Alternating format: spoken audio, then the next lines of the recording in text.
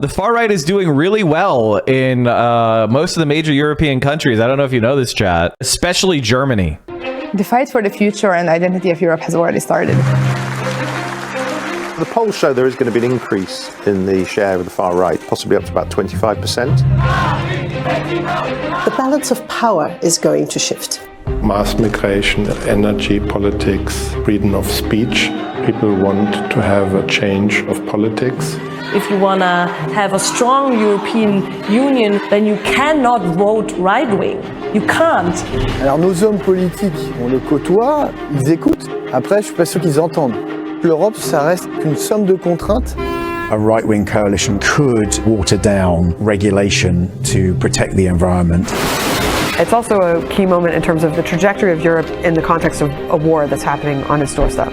The polls are really troubling a lot of people. The stakes are very, very high. In June, from June the 6th to June the 9th, there will be simultaneous elections in 27 countries to elect members of the European Parliament. So the one thing I would say about the rise of the far right in Europe is it's really the decline of the center left. The center left has become completely moribund in the entire world. It doesn't have any ideological or heft to it. It is kind of paralyzed and unable to solve any of the problems that are the result of its policies. So that is why the far right is rising, because, you know, nobody wants to have a war in Ukraine for decades except the center left. Nobody wants to support austerity except the center right and the center left. These are the problems, is that the status quo is showing an absolute decline in the standard of living of the people of Europe.